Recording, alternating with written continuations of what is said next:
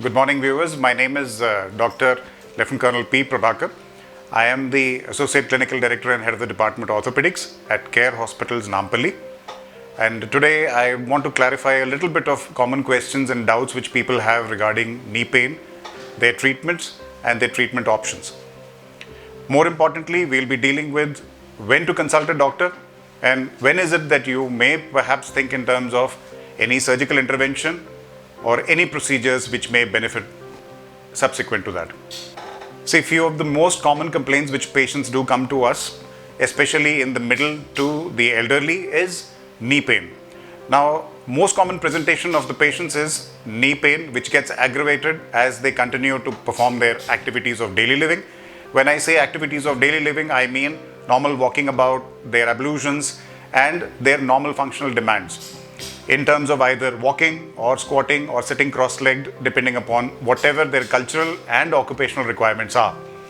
Now, these things continue to worsen over a period of time, and that's usually the reason why patients do come to us. What we would actually suggest to patients is that, by and large, if it's not really a mechanical issue, wherein there is no prior history of injury or there is no fracture which has united or healed in an odd position, commonly we need to rule out normal degenerative changes. When I say degenerative, I mean that normal process of aging, wherein we have some amount of cartilage damage which occurs with age, and as the age progresses because of cyclical loading over the joint, this continues to worsen and progress into a more symptomatic and a painful issue which prevents people from getting their normal activities to be performed. Now, commonly when the patient comes to us, we advise a simple clinical examination, and we also advise normal weight-bearing x-rays. These x-rays tell us if in case there is some amount of cartilage damage which is much more than expected, or the degree of osteoarthritis, which is degenerative changes in the joint. Now, this leads us to classify osteoarthritis from between 0 to 4 grades, depending upon the severity of involvement.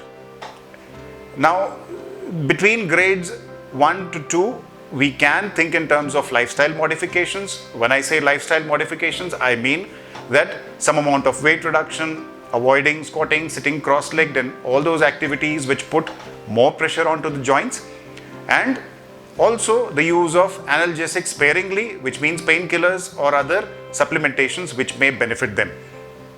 It is only when a person continues to be symptomatic or has no relief despite these methods over a period of time do we assume that he has progressed to either a stage 3 or a stage 4, wherein we do suggest more interactive measures and much more proactive measures can be instituted. These may include either viscosupplementation, which means that we can give an injection into the joint, which will in turn give symptomatic relief to a certain extent. And only if a patient progresses to a stage 4 wherein there is severe deformity, there is restriction of activities of daily living, which means that a person is unable to perform his normal functions of daily living in terms of walking within the house, if he is a community ambulator, walking outside to the park, to the market, or otherwise just getting up and going to the toilet, bathroom and things like that. If such a point is reached, therein we advise the patient that perhaps his quality of life will improve because of surgery.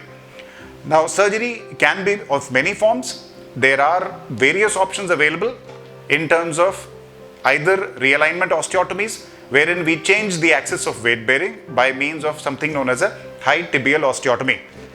Now, this is something which can relieve the pain, and this is usually done without any implants. Subsequently, depending upon which compartment of the knee is affected, if it is purely only one side of the knee which has got more wear, we can suggest something known as a unicondylar knee replacement, and this may work almost as good as a total knee replacement because the other compartments perhaps are normal. It is only when all the 3 compartments of the knee are badly affected and there is a gross severe deformity with gross amount of damage to the cartilage and you have bone on bone contact which becomes extremely painful, wherein a total knee replacement is perhaps the best option. In which case, now these are all quality of life surgeries which effectively help us to ensure that the patient is able to carry on with whatever activities he or she chooses to do for a period of whatever duration of life that there is. Averagely, all of these major surgeries are carried out only after due pre-anesthetic checkups and fitness for surgery is evaluated on all parameters. They are relatively safe procedures and are routinely done, and they continue to hold the mainstay in terms of complete pain relief in advanced osteoarthritis. Thank you viewers for a patient hearing. In case of any further queries or questions, you're welcome to write in or subscribe to Doctor's Advice. The email and the contact details will be shared to you. For more such informative videos, you can subscribe to Doctor's Advice, wherein we will be covering all topics which commonly affect patients on a day-to-day basis. Thank you.